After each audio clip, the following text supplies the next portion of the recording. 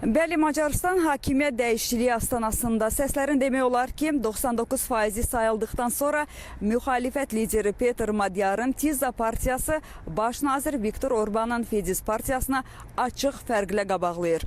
Seçki komissiyasının məlumatına görə Avropa yönümlü Tiza hazırda 199 yerlik parlamentdə 138 mandat qazanır. Bu isə o deməkdir ki, partiya 3də 2 çoxluğu təmin edir. Yalnız belə bir səs çoxluğu şəraitində Magyar geniş miqyaslı islahatlar həyata keçirə bilər. Çünki bir çox qanunları sadə səs çoxluğu ilə dəyişmək mümkün deyil.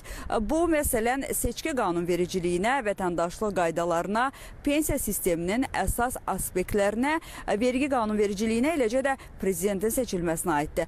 Gecə saatlarında Magyar bildirdi ki, güclü mandat sayəsində hakimiyyətin ötürülməsi dinc və problemsiz şəkildə baş verəcək.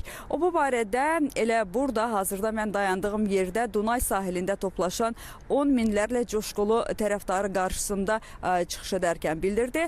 Bugün biz qalib gəldik. Çünki Macarlar öz vətənlərinin onlar üçün nə edə biləcəyini yox, özlərinin vətənləri üçün nə edə biləcəyini soruşdular, deyə o əlavə etdi və söz verdi ki, Macarıstan yenidən Avropa İttifaqı və NATO ilə güclü tərəfdaş olacaq.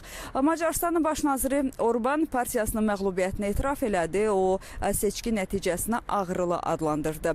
Ölkəni idarə etmək məsuliyyəti və imkanı bizə etibar edilmədi. Qalib gələn partiyanı təbrik etdim, deyə o bildirdi.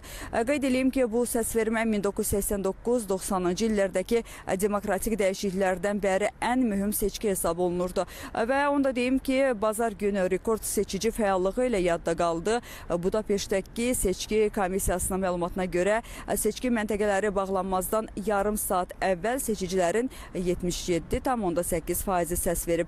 4 il əvvəl eyni vaxtda bu göstərici 67,8% idi. Belə, mənim Macarıstanın paytaxtı Budapeştdən çatdıracaqlarım bu qədər. Buyurun, söz sizdə.